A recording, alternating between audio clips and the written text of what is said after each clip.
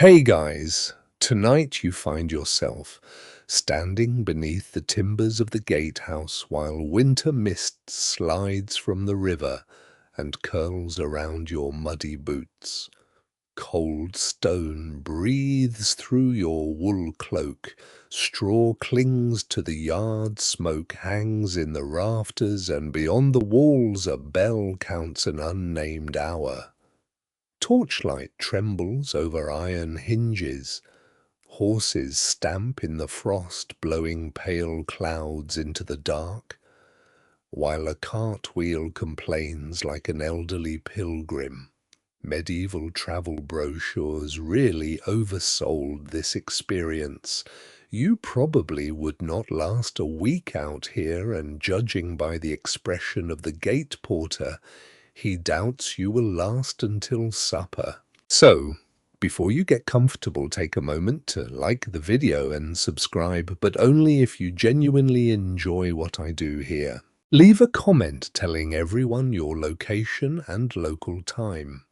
Imagine distant rooms, lamps, blankets, and quiet hours gathering around one old story. Now dim the lights, maybe turn on a fan for that soft background hum, and let's ease into tonight's journey together. You tighten your cloak and follow the steward beneath the raised portcullis. The palace is a stone world layered with courts, galleries, kitchens, chapels, lodgings, storehouses and stairways that seem designed by men who distrusted straight lines. Rainwater glistens between the cobbles. A groom hurries past with a saddle over one shoulder, and two kitchen boys carry a basket of smoked fish toward a fire-lit doorway. The steward does not slow. His fur-lined collar is mist-dark, and an iron ring of keys knocks against his belt. Each key is long, heavy, and different because every oak door decides whom it admits.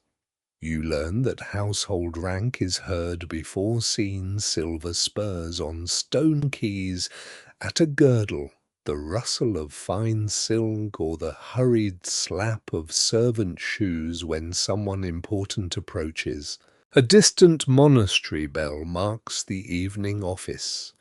Here inside the royal walls, other sounds answer it: the clatter of trenchers, the scrape of benches, the soft call of watchmen changing posts. You pass a narrow hall where rushes cover the floor, mixed with dried lavender and sweet flag to soften the odor of damp wool dog soot, and several hundred human beings living too close together. Some swear the herbs keep sickness away. Others quietly suggest they mostly persuade the sickness to smell nicer. At the first guarded door, the steward raises two fingers. You stop. A gentleman usher studies your face, then your boots, then the small wooden token hanging from your neck. The token bears the mark of the household office assigning you tonight. Without it, you are merely a cold stranger with suspiciously muddy feet. With it, you are a cold servant whose muddy feet have been officially approved.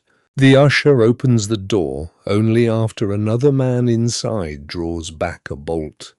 You step into a warmer passage lined with faded tapestries.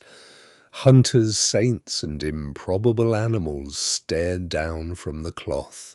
One green creature has the body of a lion and the expression of a tax collector. Beeswax candles burn in wall brackets, cleaner and sweeter than common tallow, though even royal candles gutter when a draught slips beneath the shutters. Here the household narrows. Beyond the outer courts, thousands may labour for the crown, but near the Queen's private chambers every step is measured.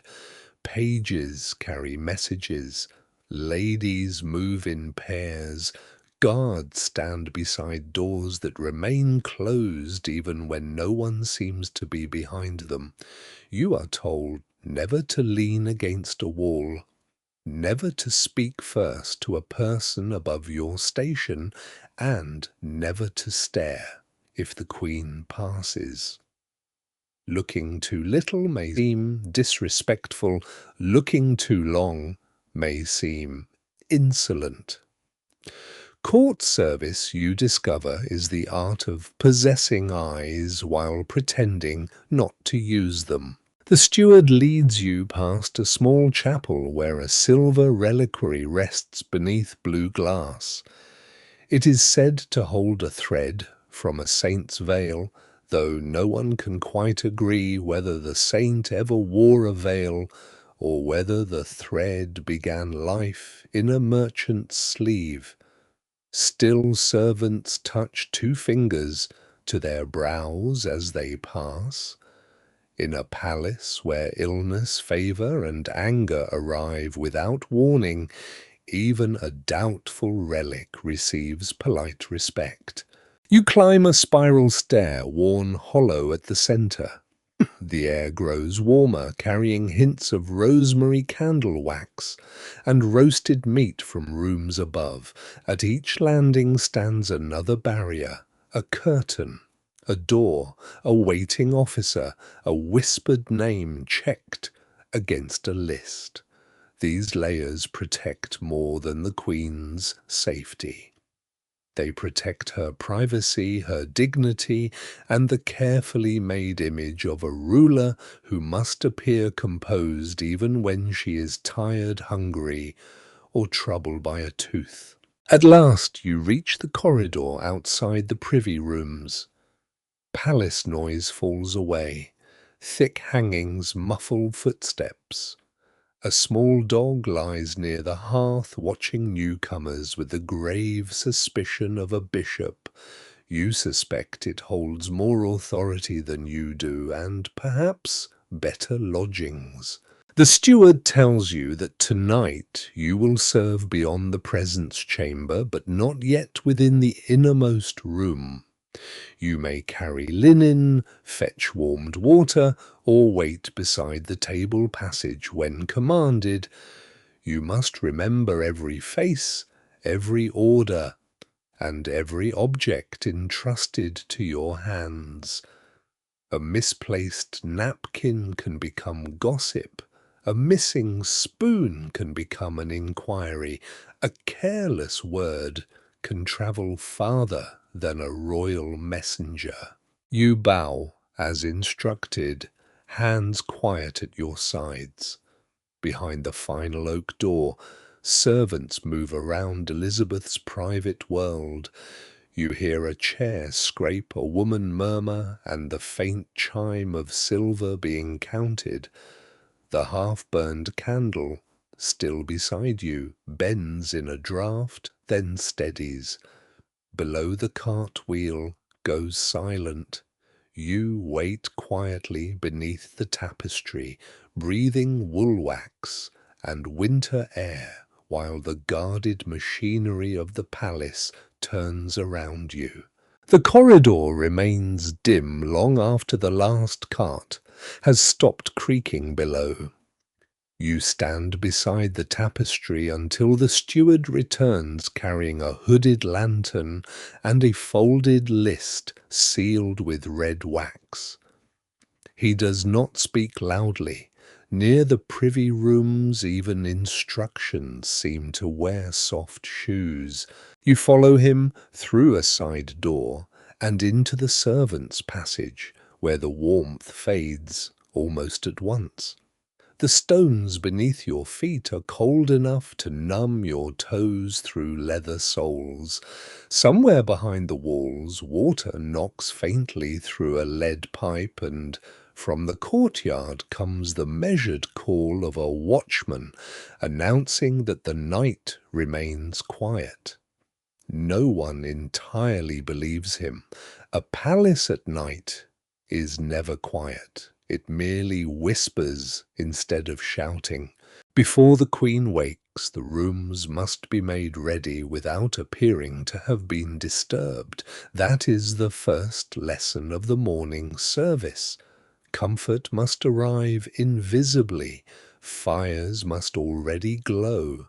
Linen must already feel warm.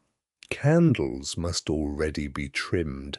The chamber should seem to awaken obediently around Elizabeth, as though stone cloth flame and servant hands all understand their duty. You enter an antechamber where two women kneel beside wicker baskets filled with fresh rushes. Yesterday's rushes have been swept into a dark heap near the door, carrying crumbs, ash, loose threads, and the faint evidence of small palace dogs. Fresh bundles are scattered thinly over the floor with rosemary, lavender, and dried meadow sweet. Some swear meadowsweet protects a household from quarrels. Considering the number of courtiers nearby, the servants use a generous handful. You help spread the rushes beneath a carved bench, learning to keep them even and dry. Too thick, and skirts catch. Too thin, and cold rises through the stone. One older chamber servant tells you that damp rushes invite rheumatism, melancholy, and troublesome dreams. Even now it is hard to tell whether she speaks from medical knowledge or from long experience, sleeping in miserable rooms. Beyond another curtain, a boy tends the hearth. He lifts yesterday's embers with iron tongs, lays down dry kindling, and feeds the coals until a low red glow spreads beneath the logs. No blaze is permitted yet. A sudden crack might disturb the queen.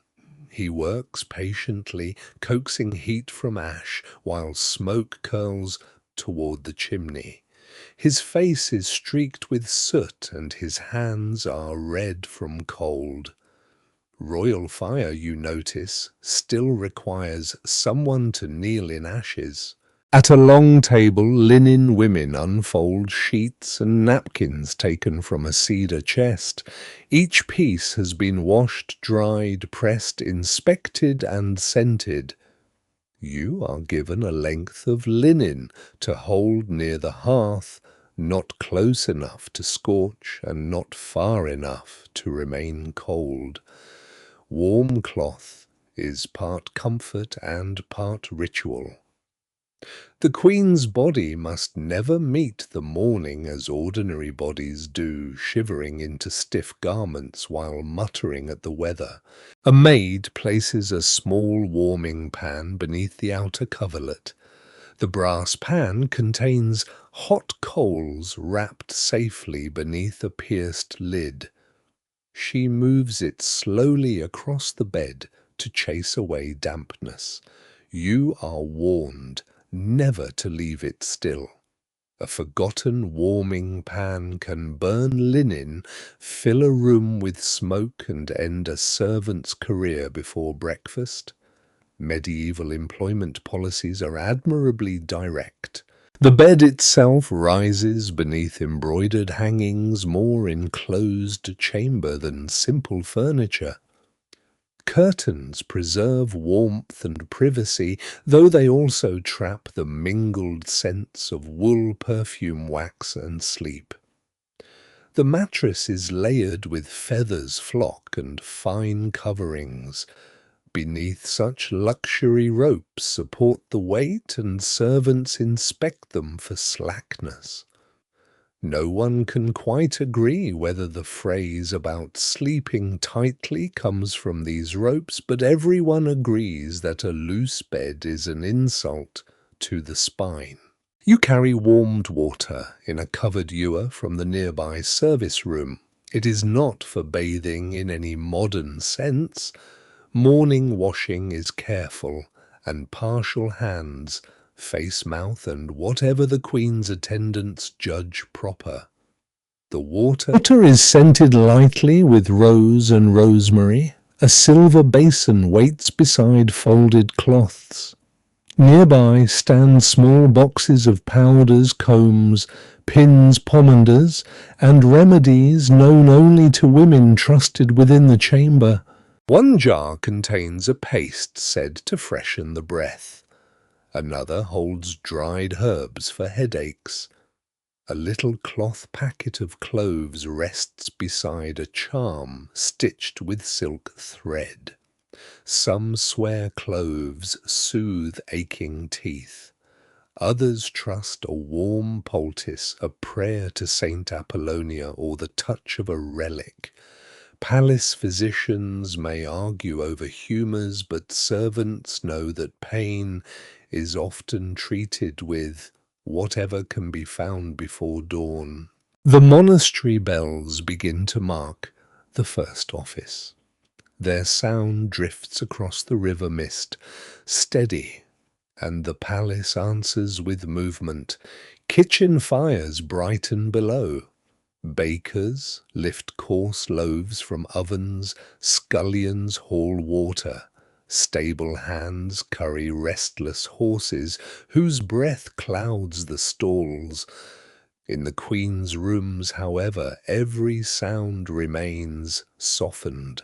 You trim beeswax candles with small scissors, removing blackened wick ends so the flames burn cleanly. Melted wax is scraped from silver holders and saved. Nothing valuable is wasted, especially something as costly as beeswax. Tallow serves ordinary rooms, smelling faintly of kitchens and livestock. Here the candles smell sweet, pale, and almost clean enough to disguise the damp castle air. The suspicious little dog from the corridor follows you inside and settles beside the hearth. It watches the warming linen with interest. Perhaps it expects a royal breakfast. Perhaps it merely understands that the warmest place belongs to whoever reaches it first. At last a lady of the bedchamber enters. Conversation ceases. She checks the fire. Basin, linen, candles, rushes, and closed shutters. Her gaze finds every crease. Then she nods. Behind the bed curtains there is movement. You lower your eyes, hold the warm cloth steady, and wait as the Queen's morning begins. The movement behind the curtains does not concern you for long, because a whisper from the steward sends you back through the side passage with the empty warming cloth folded over your arms. Morning service has begun above and below in the deep working belly of the palace. Breakfast must become real. You descend the spiral stair while the monastery bells fade into the damp air. Each landing grows louder and hotter. First comes the dull chopping of wood, then the rattle of iron pots, then the hiss of fat meeting a pan. By the time you reach the privy kitchen, the cold has left your fingers, replaced by a heat so thick it seems to have weight. The kitchen is lower and smaller than the great public cooking hall, but it is no quieter. Its work is meant for the Queen and those admitted near her private table. A vaulted ceiling disappears behind soot. Copper pans hang from hooks, blackened kettles rest near the hearth, and long tables shine where years of knives have worn the boards smooth. Bundles of sage, thyme, rosemary, and hyssop dangle from rafters beside strings of onions and smoked fish. A master cook stands near the central fire, directing everyone without raising his voice. His authority lies in the speed with which others obey. One boy turns a spit before the flames. Another crushes pepper in a stone mortar. A baker carries in small manchet loaves made from finer flour than the coarse bread eaten in servants' halls. Near the wall a scullion scrubs a silver saucepan with sand, looking as though he has already lived an entire day before the pale dawn. You are given a basket and sent to the storeroom. The door opens with one of the steward's iron keys, revealing shelves of flour, dried fruit, spices, vinegar, honey, salted meat, and jars sealed beneath cloth and wax. Cinnamon, cloves, nutmeg, and mace are costly enough to be counted carefully. Sugar is kept almost like medicine, locked away from wandering hands. It arrives in hard cones that must be broken, ground, and sifted before use. Some swear sugar strengthens the body and clears the mind. Physicians also prescribe it in powders and syrups, which makes it seem respectable, even when eaten in cheerful excess. No one can quite agree whether a sweet preserve is a remedy or merely a dessert wearing a physician's hat. The keeper of the stores weighs raisins on a small balance and records the measure on a wax tablet. Nothing enters the private kitchen without notice. Nothing leaves without a name attached. Even a handful of almonds travels beneath more supervision than most villagers receive in a lifetime. You carry the basket back to the cook, who inspects the wax seal on each jar before opening it. The Queen's household remembers stories of poisoned princes, treacherous cups, fatal gloves, and powders hidden beneath sauces. Some tales are true, others grow larger each time they cross a corridor, but fear does not require certainty. It only requires a locked door, a nervous courtier, and someone whispering after dark. At one table, a clerk checks deliveries against written marks. A kitchen sergeant watches the door. A trusted servant tastes wine drawn from a covered vessel. Another examines a loaf by breaking it open and smelling the crumb. The gestures are practical, ceremonial, and repetitive, performed so often that suspicion has become part of the recipe. You help rinse herbs in a basin of cool water. The leaves are inspected for grit insects and anything deliberately hidden among them. A sprig of rosemary clings to your sleeve. The cook removes it and tells you that rosemary sharpens memory, then promptly forgets where he placed his spoon. The palace survives such contradictions every day. A small pot of pottage simmers near the edge of the fire, thick with oats, herbs, and broth. It is not yet intended for Elizabeth, but for attendants who have worked through the night. Beside it, a finer broth is strained through linen until clear. A capon roasts slowly on the spit, basted with butter and wine. Pears soften in spiced syrup. Eggs are warmed in their shells while a dish of preserved plums waits beneath a wooden cover. Every stage has its own servant. One plucks, one chops, one grinds, one stirs, one carries, and one records. The arrangement prevents confusion, but it also ensures that blame can travel backward. If anything goes wrong, a burned sauce may shame a cook, a missing seal may trouble an officer, a sick queen may terrify the entire chain. Near the hearth stands a narrow cupboard containing tasting spoons, clean cloths, and small dishes.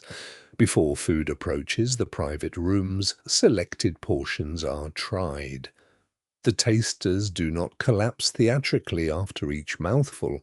They choose, swallow, wait, and continue working, because most poison fears produce no immediate spectacle. Their duty is less dramatic and more exhausting to become another living barrier between the queen and uncertainty. One older taster carries a charm of dried toad skin sewn inside a leather pouch. He claims it warms if poison is near. Some swear that unicorn horn, powdered emerald, or certain stones can reveal corruption in food. Even now it is hard to tell whether anyone truly believes these objects work, but expensive people often prefer expensive protections. A covered dish arrives from the pastry room. Its crust bears the queen's mark pressed into the dough. The master cook checks it, nods, and orders you to carry fresh linen toward the serving passage. You lift the folded cloth, careful not to brush the soot-black wall. Behind you, knives continue their steady rhythm. The spit turns. The pears darken in syrup. Steam gathers beneath the ceiling and drifts among the hanging herbs. Ahead, beyond another guarded door, the queen's table waits for everything this hidden kitchen has prepared, inspected, tasted, sealed, and feared. You pass through the guarded door with the folded linen balanced across both arms, and the heat of the kitchen falls behind you like a curtain. The serving passage is cooler, narrower, and strangely calm. Here food becomes ceremony. Steam, smoke, and shouted orders belong to the rooms below. In this passage, each dish waits beneath a cover. Each servant waits for a signal, and every object seems to know its rank. A yeoman of the pantry takes the linen from you and unfolds it across a long oak table. The cloth is white, though not perfectly so, and bears small creases from careful pressing. He smooths it with both hands, then checks the edges against the carved corners. Royal linen must fall evenly. A crooked cloth suggests haste, and haste near a monarch is treated almost like a moral weakness. You are told to stand beside the plate chest while two officers unlock it. One carries the key. The other carries the written inventory. Neither is permitted to trust the other entirely, which appears to be one of the palace's more durable customs. Inside, silver dishes, cups, spoons, and salts rest in fitted compartments lined with cloth. Each piece is counted before it is lifted. The silver does more than shine. It announces wealth, authority, and distance from ordinary life. In village cottages, a family may share a wooden bowl and drink from horn or pottery. Here, even a small spoon has a history, a mark, and someone responsible for its safe return. You polish a shallow plate with soft cloth until candlelight moves across it like pale water. At the head of the table, the chief server places the queen's setting. A fine napkin is folded beside the plate, not merely for wiping fingers, but as part of the visible order of service. The knife lies in a precise position, its handle turned for easy use. Forks exist, though they remain uncommon in England and still strike some people as suspiciously foreign. Fingers, spoons, and knives perform most of the work. A trencher is set beneath certain dishes. In humbler halls, thick slices of stale bread serve as plates soaking up gravy before being given to servants, dogs, or the poor. At the Queen's private table, finer vessels are common, yet the old habits of breadboard and shared food still linger beneath the silver. Court life rarely abandons a custom when it can decorate it instead. Near the Queen's place stands the salt. It is larger and more elaborate than any common cellar, worked in silver and shaped with tiny figures. Salt is costly, useful, and symbolic. To sit above it is to sit nearer honor. To sit below it is to understand one's position without requiring an awkward conversation. A courtier may change clothes, flatter skillfully, and compose verses, but the salt still tells the room where he belongs. You help place smaller salts farther down the board. The pantry officer warns you never to spill one. Some swear spilled salt invites misfortune unless a pinch is cast over the left shoulder. Others say the gesture blinds the devil waiting there.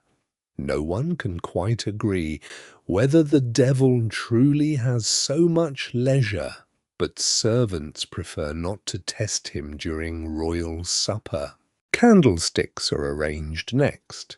Beeswax candles are trimmed so their flames will remain steady, and their smoke light. Their number is chosen carefully enough to illuminate faces and dishes, not so many that heat gathers beneath the ceiling hangings. The half-burned candle you noticed in the corridor appears again, moved to a side bracket where its shortened height makes it useful near the wall. It burns with a small, patient flame. You carry covered cups from the buttery. Wine will be poured only after it has been tasted, and the Queen's cup remains guarded when not in use. The cupbearer inspects its rim, stem, and lid. He checks the inside with a white cloth, then places it where his hand can reach it without crossing another servant's path. Every movement has been rehearsed by repetition rather than practice. The table's arrangement creates invisible lanes. One servant approaches from the right, another withdraws from the left. Dishes enter in order. Used vessels disappear without crossing fresh ones.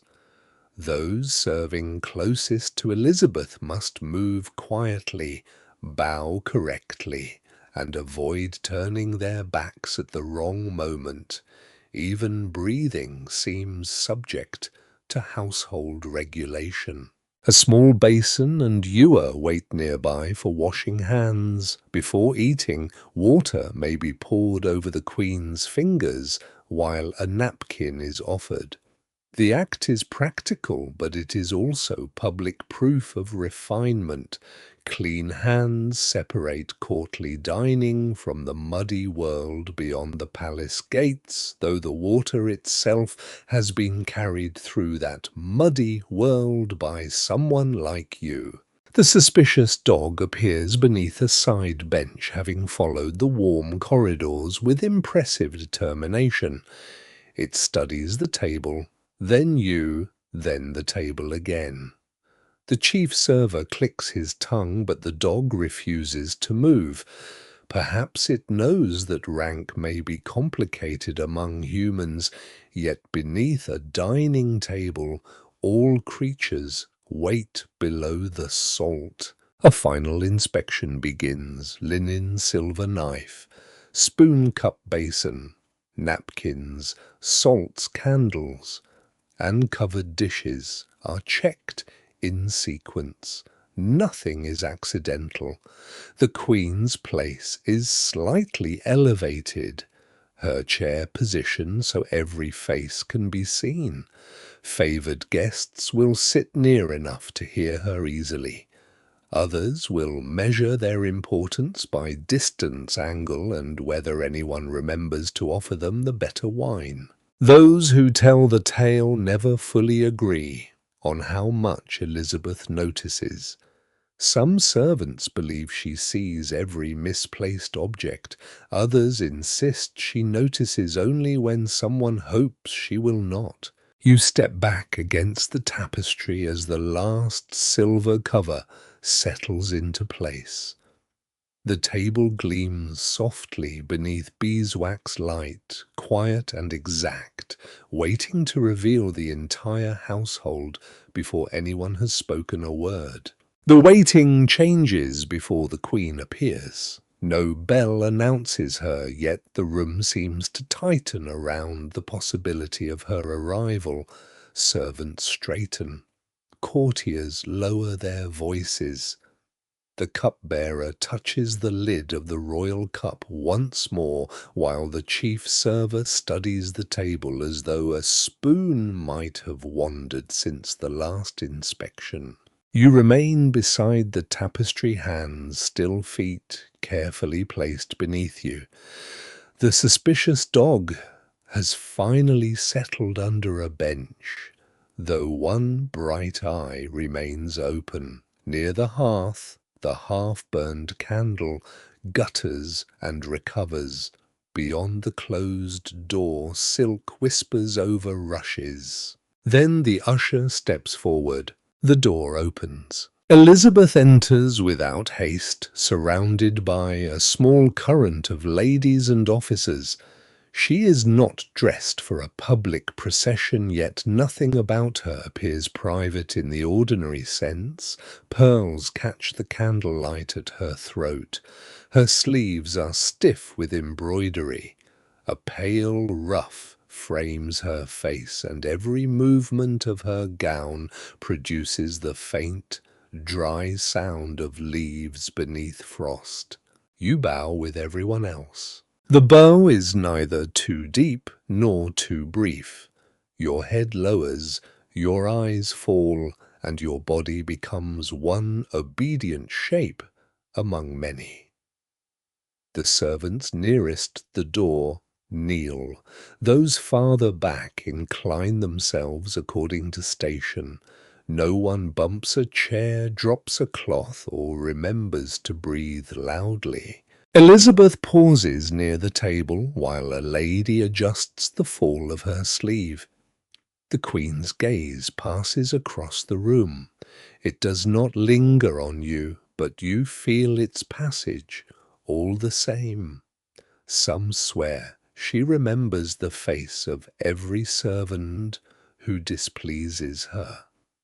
Others say she remembers only the useful ones, which may be even more alarming. Her chair is drawn back by the appointed officer. She sits, and the household seems to settle around that single action. Only then do others take their places, each according to permission and rank. A favoured lady sits near enough to hear a murmur. A gentleman stands slightly behind. Musicians remain beyond the inner screen, waiting for a later sign. The hand-washing comes first. A servant carries the silver basin, another the ewer, and a third the folded napkin. The water is poured slowly over Elizabeth's fingers. Rosemary scents the steam.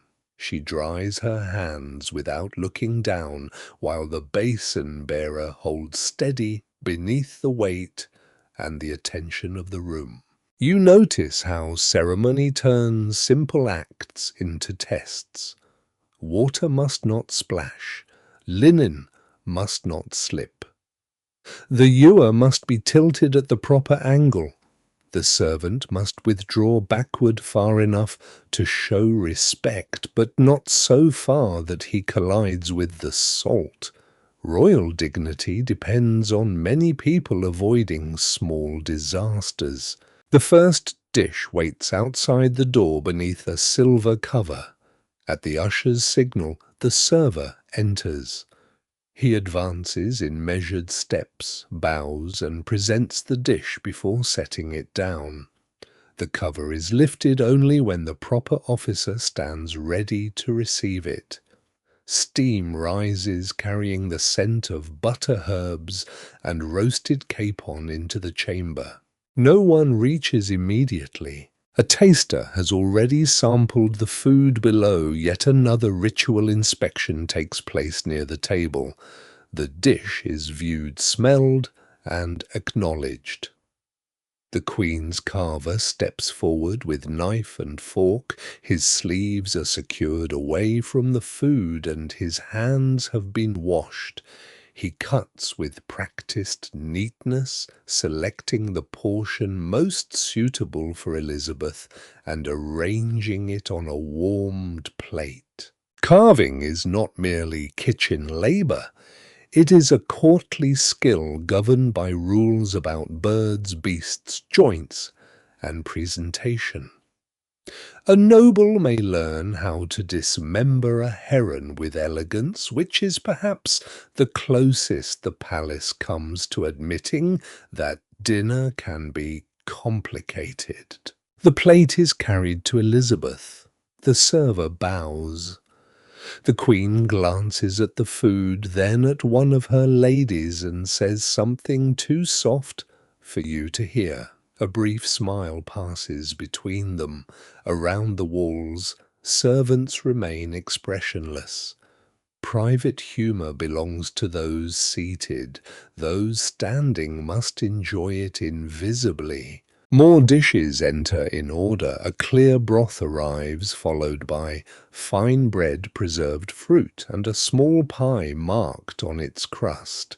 Each presentation repeats the same quiet pattern: doorsteps, bow cover. Inspection service withdrawal. The repetition becomes almost hypnotic. Silver gleams, fabric rustles, fire shifts behind the grate. You are called forward to take an empty cover from another servant. The metal is warmer than expected. You hold it with linen bow toward the table and retreat without turning your back too abruptly. For 3 steps, the entire court seems balanced upon your heels. Then you reach the wall and no one has shouted. It is a modest triumph. A page replenishes candles. The dog moves closer to the table, hopeful but still dignified. An older servant quietly blocks its path with one shoe. Some believe feeding a dog from a royal table encourages loyalty. Others believe it encourages a dog to attend every royal meal. The second argument has stronger evidence. Elizabeth eats slowly. She speaks between small portions and the room adjusts itself to her pace. When she pauses, knives pause. When she turns toward a courtier nearby, conversation fades. When she lifts her cup, the cupbearer is already moving. No one can quite agree whether such discipline feels safer or more dangerous. Silence prevents mistakes, yet it also magnifies them. A dropped spoon would sound like armor falling down a stair. Even the fire appears subdued, its logs settling while smoke climbs the chimney, as if flame itself has learned that near the Queen warmth must arrive without interruption or complaint. You stand beneath the tapestry, listening to the soft touch of silver against plate. Beyond the shutters, winter mist covers the river. Inside, every servant watches without seeming to watch, while Elizabeth's private meal unfolds as carefully as a state ceremony. The Queen's first portion disappears slowly, not because the food lacks warmth, but because Elizabeth seems to examine each dish before trusting appetite to it. You remain near the wall with the emptied cover in your hands, watching the private table reveal its quieter truths. Ceremony may decide what enters the room, yet only the Queen decides what remains before her. The roasted capon is carved into small pieces. Its skin shines with butter wine and rosemary, and the meat carries the sweetness of imported spice. Elizabeth tastes one piece, then leaves the rest. A servant removes the plate without surprise. Royal kitchens prepare abundance because preference can change with mood, season, health, or the memory of an unpleasant meal eaten years ago. A dish of venison follows rich beneath a sauce sharpened with vinegar and cloves. Hunting meat carries prestige, but it can also be heavy. Elizabeth takes only a little.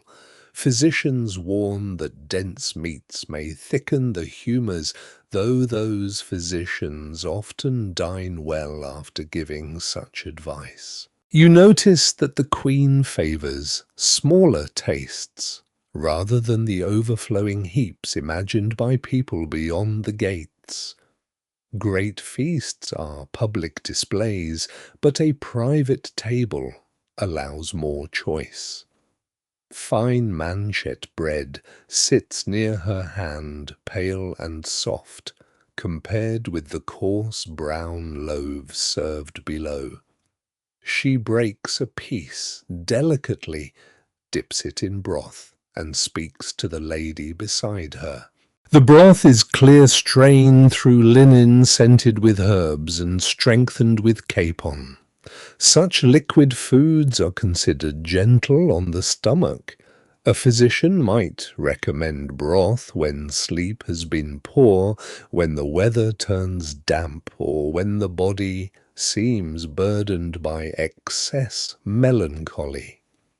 No one can quite agree whether melancholy truly collects inside a person like rainwater in a ditch, but warm broth remains comforting either way.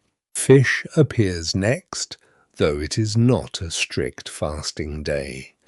A small portion of pike has been baked with onions and parsley.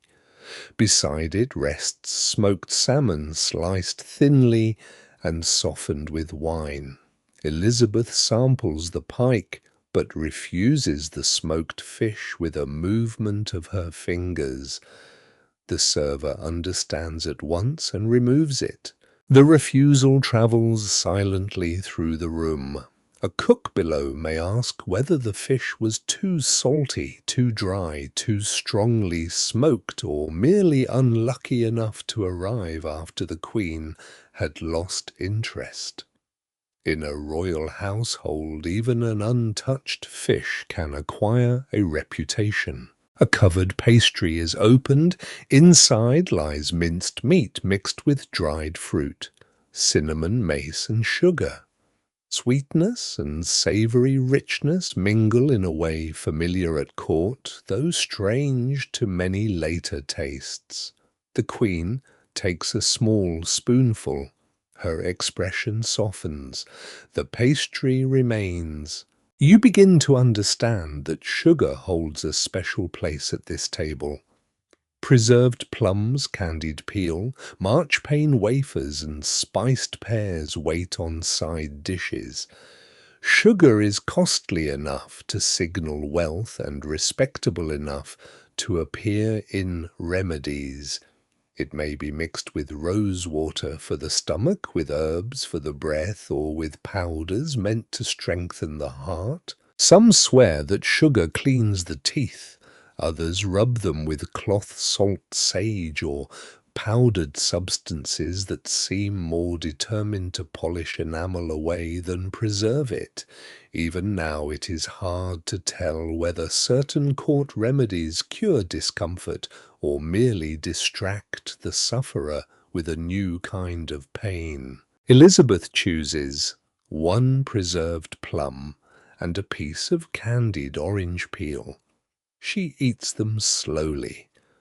A suspicious dog watches from beneath the table, its eyes following every movement with professional dedication. A servant lowers one hand to block its advance. The dog sighs as though monarchy has personally disappointed it. Wine is poured into the covered cup, watered according to habit and judged suitable by the cup-bearer. Elizabeth drinks sparingly. Strong wine may warm the body, aid digestion, or disturb the head, depending on which physician is speaking and whether he has already had a cup himself. Barley is common throughout the palace, safer and more nourishing than questionable water in many places, but wine carries greater ceremony at the Queen's table. A small dish of boiled eggs arrives with butter and herbs. Elizabeth ignores it. Roasted lark follows, then a tart of quince.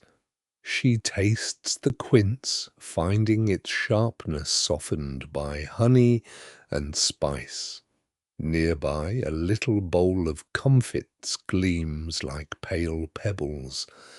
These sugar-coated seeds may sweeten the breath after eating, and the Queen takes several. Not every item is food in the simple sense. Near her plate stands a cordial prepared with herbs, wine, and sugar. It may be offered for digestion or strength. A folded paper contains a powder from the apothecary, though it remains unopened. Another servant carries a small spoon of syrup said to ease the throat. Elizabeth waves it away. Those who tell the tale never fully agree on how often she accepts such remedies. Some remember her as cautious, others as impatient with physicians, and still others insist she trusts certain household cures more than learned prescriptions. A charm may hang near a medicine chest while a prayer accompanies a draught. Court health is rarely separated cleanly from faith, habit, and fear. You watch the table change with each choice. Accepted dishes remain close. Rejected ones vanish. Breadcrumbs gather near the trencher. Sauce cools in silver. A pear collapses gently beneath its own syrup. The half-burned candle shortens by another finger's width. Elizabeth reaches again for the sweet pastry, but not for the venison. She drinks, speaks, and pauses. Her appetite is neither vast nor absent. It is selective, guarded, and shaped by taste as much as ceremony. By the time the next cover enters, you have learned what servants often know better than chroniclers: a monarch may be represented by banquets. Yet she is revealed by the morsel she chooses, the cup she refuses, and the dish sent quietly back through the door.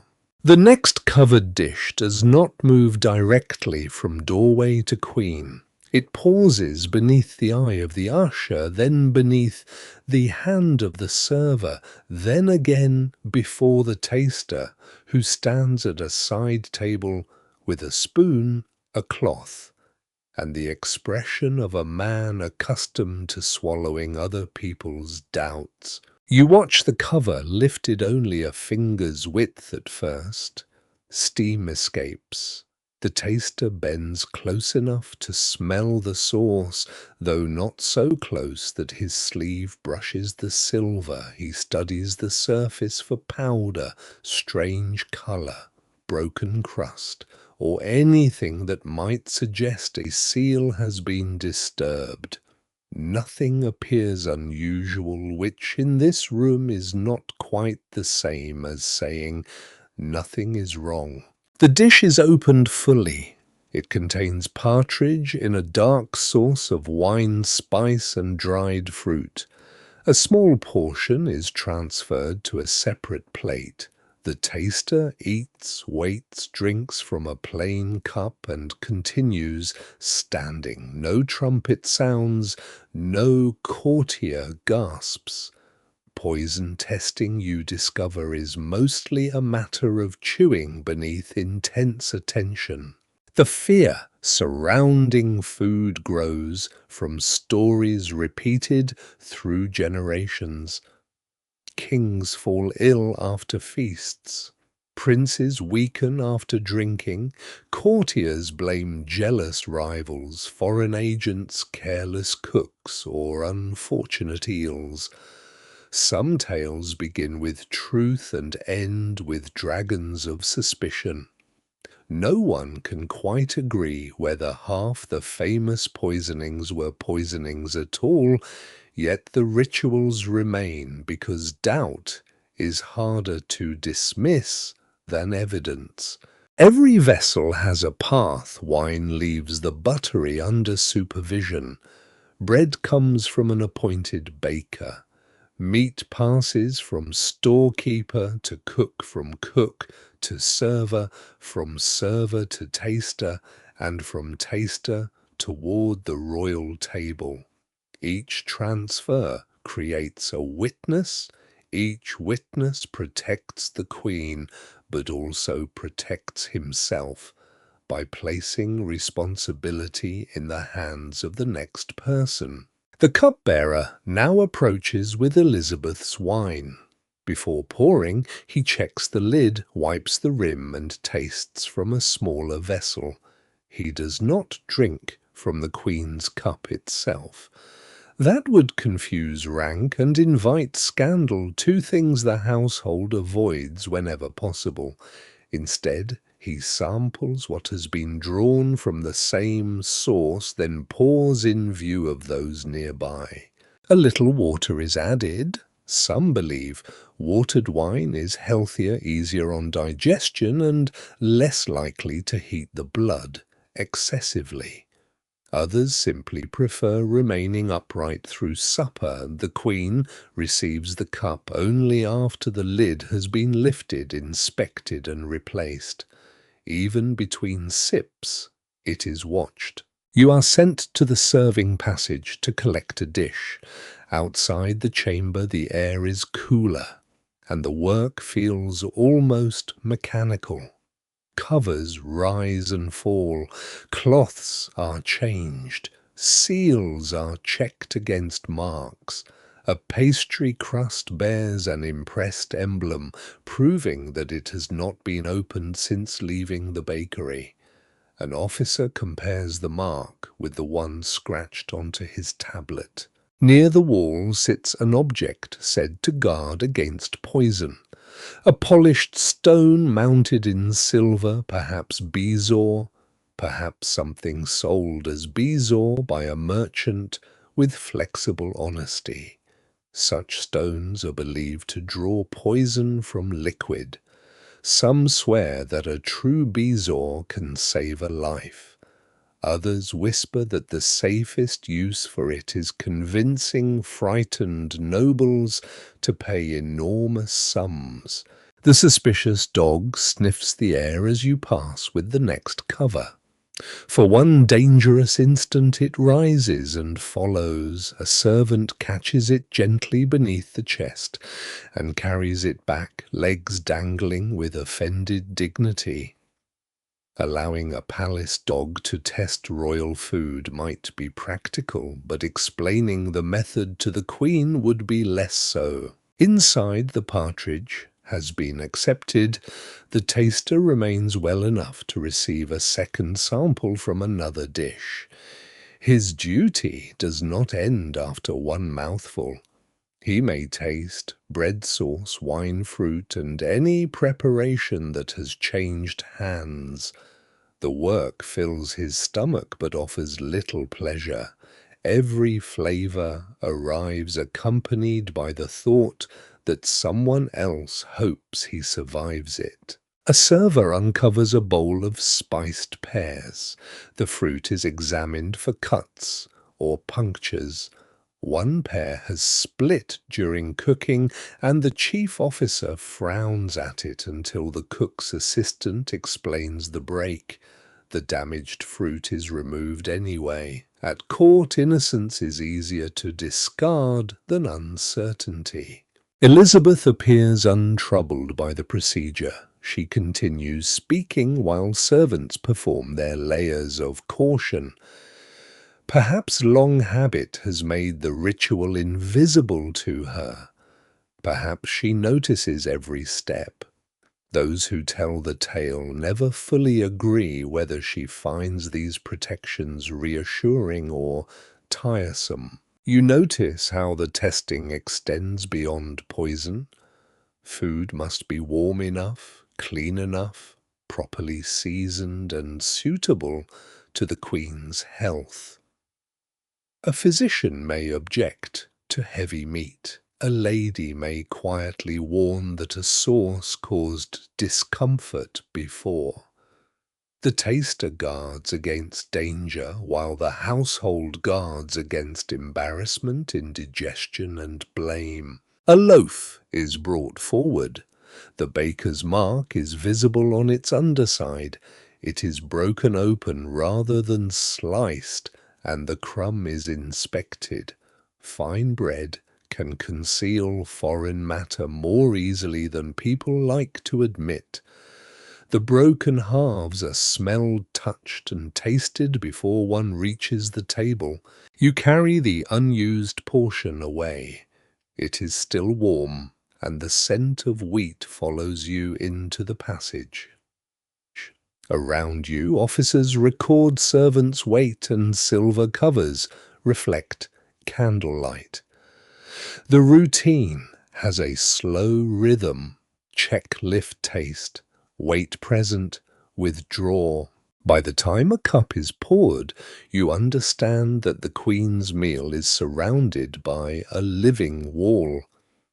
It is built not from stone, but from bodies, habits, signatures, seals, keys, prayers, charms, and fear. Each servant becomes one more locked door through which danger must pass. The half-burned candle bends again in the draught. The taster swallows, the Queen lifts her spoon. The room remains calm, and because nothing happens, everyone continues. Because nothing happens, the room begins to breathe again. The taster steps back.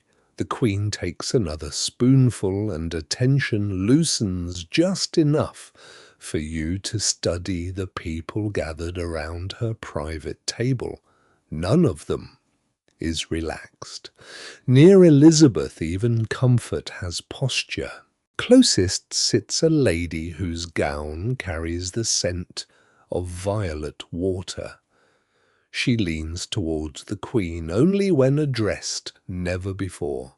Her hands rest beside her plate, and her eyes move with care. A woman, favoured today, may be watched more closely tomorrow. Court affection is warm, but it is also weather, and everyone has learned to notice clouds.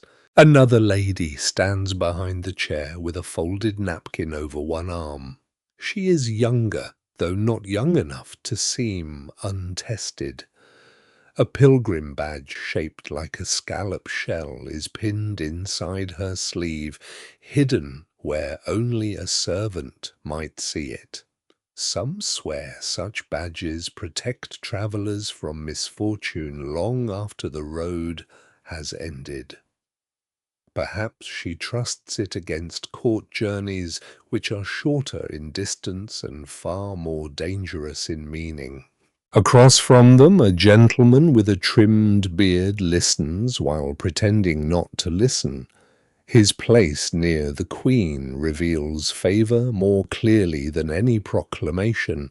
The silver salt stands below his elbow, and he is careful not to reach across it. Rank can be displayed through titles, jewels, offices, and estates, yet at supper It may be measured by how far one must lean to hear Elizabeth laugh. The Queen speaks to him. His answer is brief. A smile touches her face, and 3 courtiers smile as well, though none has heard the words. You begin to understand one of the palace's finest skills, joining amusement safely after it has already been approved. Near the hearth waits the physician, clothed in dark wool and lined fur. He does not sit. His gaze moves between Elizabeth's face, the dishes, and the cordial left untouched beside her plate. A leather case hangs from his belt containing knives, folded papers, dried herbs, and perhaps instruments best not considered during dinner. Physicians read health through complexion, appetite, sleep, pulse, urine, and the shifting balance of humours. A pale face may suggest coldness, weakness, sorrow, or merely poor candlelight. No one can quite agree whether learned medicine sees deeply into the body or mostly gives elegant names to discomfort. Still, when a monarch coughs, everyone looks towards the physician. He murmurs to a lady who glances at the sweet pastry. The Queen notices. Without turning her head, she asks something. The physician bows and replies with such caution that even his caution seems rehearsed.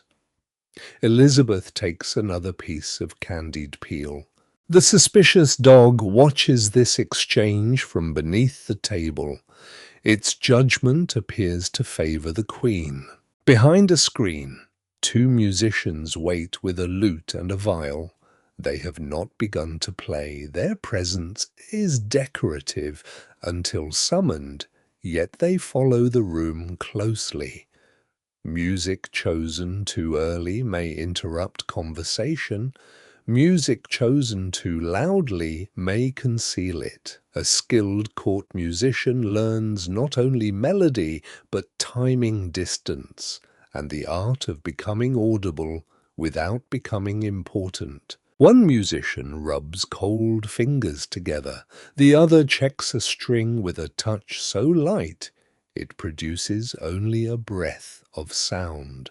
Strings dislike damp weather, and the palace walls keep winter moisture even beside the fire. Some players keep a charm of red thread tied inside an instrument case to prevent snapping strings. Others blame every break on careless tuning, which is less magical but more useful. Pages move along the outer wall carrying messages, cups, and instructions. One ink-stained clerk stands near the door with a folded paper, waiting for permission to approach.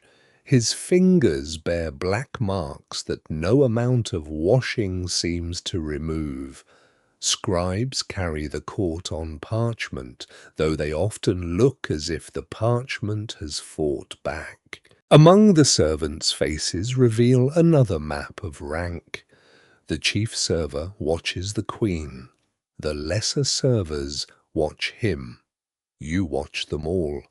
A lifted finger may mean more wine. A glance toward the door may summon another dish.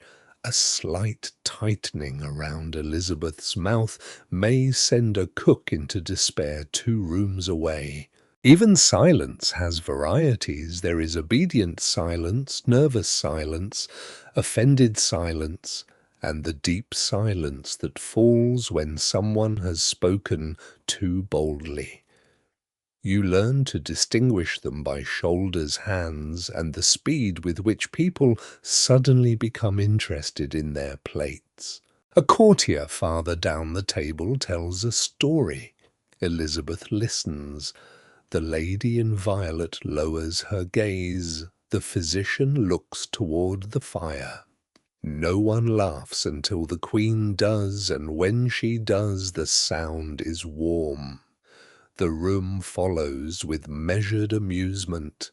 Those who tell the tale never fully agree whether Elizabeth enjoys watching others guess her mood.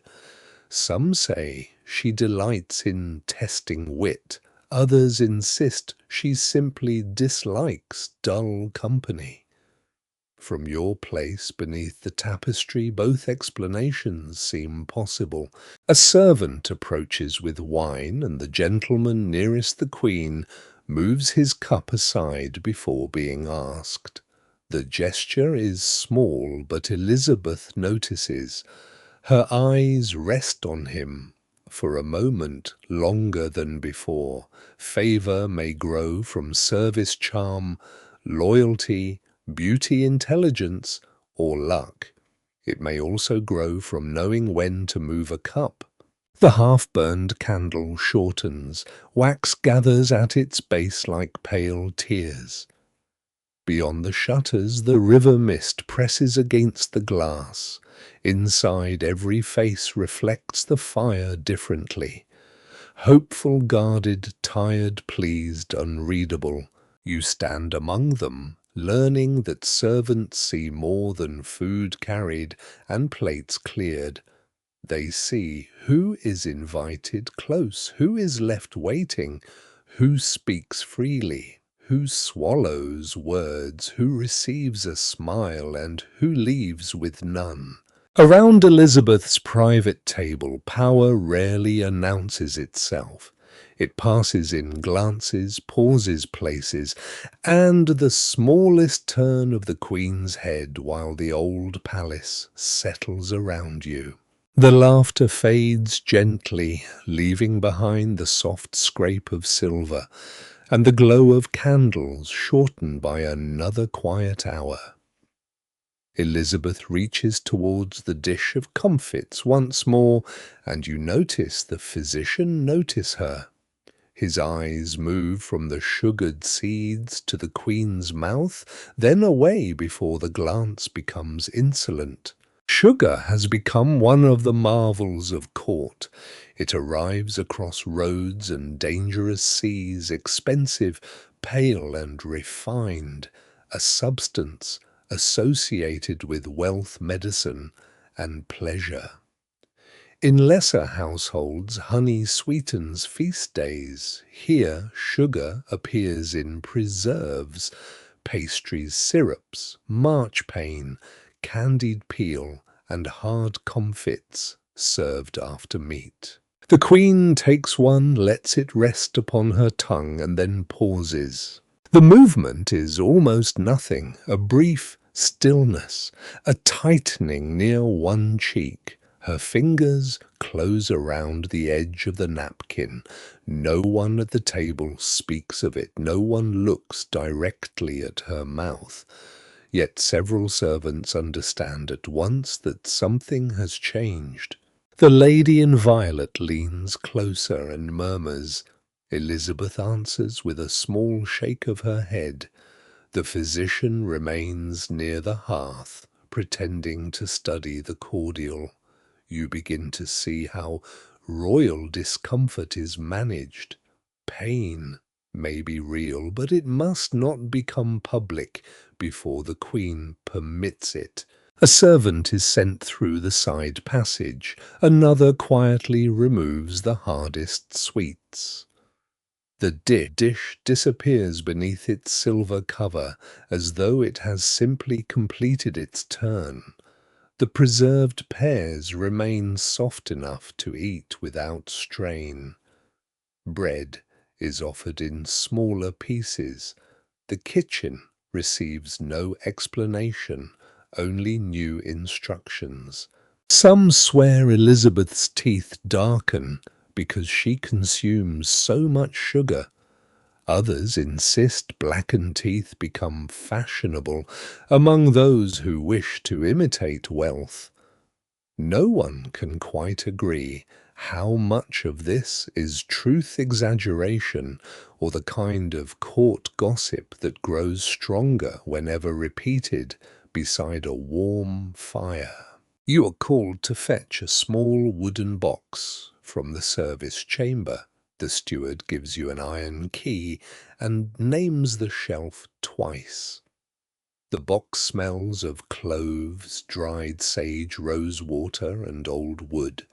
Inside lie folded linen, a tiny silver spoon, a packet of powdered herbs, and a narrow charm stitched with red silk. Saint Apollonia is invoked for toothache. Her image appears in chapels' prayers and little tokens carried by those who fear the sudden throb of a damaged tooth. Some people press charms to the cheek, others recite prayers while turning towards the east. Even now it is hard to tell whether comfort comes from faith, warmth, time, or simple hope. You carry the box back without running. Running would draw attention, and drawing attention is exactly what the household wishes to avoid. The dog follows for 3 steps, then abandons you when it becomes clear that the box contains no meat. Behind the screen, one musician begins a soft pattern on the lute. The melody is gentle enough to fill silence without explaining it. This too is part of concealment. Music smooths the room. Conversation resumes. A courtier speaks of a hunting lodge roof damaged by rain, and the queen listens while a lady prepares the remedy below the table's edge. Cloves may numb the mouth slightly. Sage may be used for cleansing, vinegar salt, honey wine and herbal pastes all appear in household cures. Some tooth drawers advise smoke from burned herbs. Others recommend rubbing the gums with powders ground from substances you would rather not identify before sleep. The physician prefers a warm cloth against the cheek and a mild cordial. A barber surgeon might suggest lancing swollen flesh or drawing the tooth. Neither possibility is mentioned aloud. A royal tooth cannot be treated like a peasant's molar pulled beside a market stall while 3 strangers offer advice. Elizabeth accepts a little clove preparation on the silver spoon. Her expression remains controlled. The lady offers warmed linen, which the queen holds near her cheek for only a moment before lowering it. She refuses the cordial again. You wonder whether the pain is sharp, dull, constant, or merely beginning. Servants cannot ask. They learn by watching what food returns untouched, which side of the mouth the queen favours, whether she speaks more slowly, and whether the musicians are told to continue. The private table changes around her. Hard crusts vanish. Candied nuts do not appear. A softer quince paste replaces the comfits, though Elizabeth ignores it. The physician whispers that excessive sweetness heats certain humours and weakens the teeth. A kitchen boy below is probably grinding more sugar at that very moment, which gives medicine the familiar courtly habit of arriving slightly behind appetite. A page brings a small mirror framed in silver. Elizabeth glances into it briefly, then dismisses it. Mirrors are objects of vanity, caution, and superstition. Some believe a cracked mirror invites years of misfortune. Others cover mirrors when illness enters a house, fearing that a wandering soul may become trapped. The royal mirror is uncracked, polished, and wisely silent. Those seated nearby continue as though nothing unusual has occurred. The gentleman with the trimmed beard tells a mild joke. Elizabeth smiles without showing much of her teeth. Everyone laughs softly, relieved to receive permission. You return the remedy box to the side table, but it remains unlocked. The half-burned candle leans in the draught. Rosemary smoulders faintly near the hearth, scenting the chamber with warmth and bitterness. What servants see is not a grand medical drama. They see restraint, a changed dish, a folded cloth, a spoon passed discreetly, a queen choosing silence over complaint, because every weakness at court can become rumour, and every rumour may find its way beyond the palace walls. Elizabeth reaches for her cup drinks carefully and sets it down. The meal continues, yet now you hear each touch of silver more clearly, and behind the Queen's composed face you sense the quiet ache that everyone notices and no one names. The ache remains unspoken, but the room slowly loosens around it. Elizabeth has finished the sharper dishes, the musicians keep their notes low, and the servants begin to sense that the private meal has crossed from ceremony into conversation. Silver still moves with care, yet words now travel more freely than plates. You stand near the tapestry with the remedy box within reach. The gentleman with the trimmed beard leans towards the Queen and speaks of a dispute involving a manor boundary, 2 stubborn tenants and an oak tree claimed by both parishes.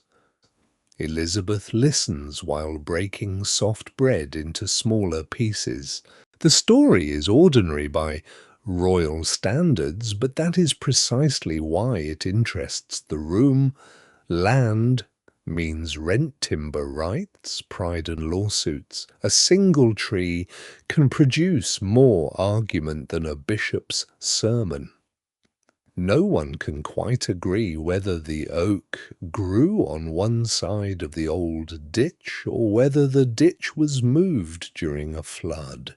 The tree, being sensible, offers no testimony. Elizabeth asks, "Who first marked the boundary?" The gentleman answers, "Carefully." A clerk near the door unfolds a paper. Even at supper, petitions wait in sleeves, purses, and hopeful hands. Courtiers learn that a quiet meal may provide a better opening than a crowded audience chamber, especially when the Queen is amused, warm, and not presently troubled by a tooth. A lady in violet introduces another matter through what appears to be gossip. She mentions a widow whose son seeks a minor office in a western town.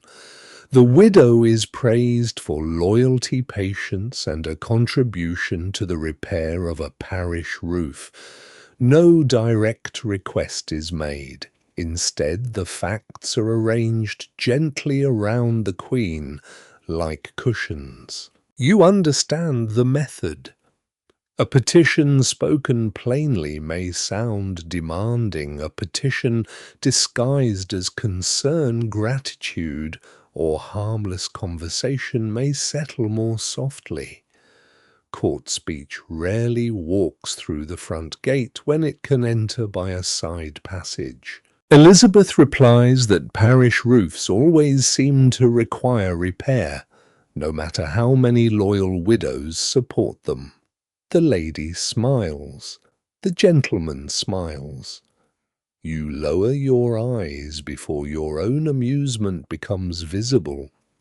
Medieval buildings and royal budgets share a talent for developing leaks at inconvenient moments.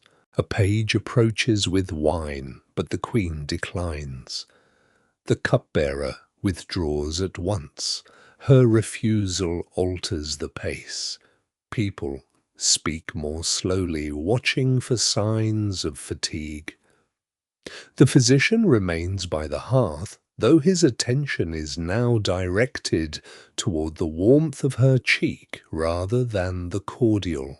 Conversation turns to court clothing. One lady complains lightly that a new sleeve style requires so many pins that dressing has become a form of siege warfare. Elizabeth answers with a dry remark about people who mistake width for elegance. Laughter follows, careful but genuine. Servants hear more than jokes. Clothes signal favor, foreign influence expense, marriage hopes, and religious caution. A ribbon from France may invite comment. A Spanish cut may appear dignified to one observer and politically suggestive to another. Even a sleeve can acquire opinions its wearer never intended. A courtier farther down the table mentions a merchant recently returned from Antwerp. He brings reports of prices, ships, sermons, and rumors concerning foreign courts. The details arrive mixed together because commerce and politics travel in the same saddlebags. Grain prices matter beside alliances, cloth shipments matter beside armies. A delayed vessel may trouble a household long before anyone calls it policy. Those who tell the tale never fully agree how much Elizabeth learns during such private meals.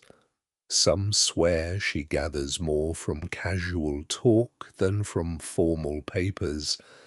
Others insist every apparently casual remark has been prepared in advance by someone hoping to guide her judgment. You watch her ask a small question about the merchant's companions.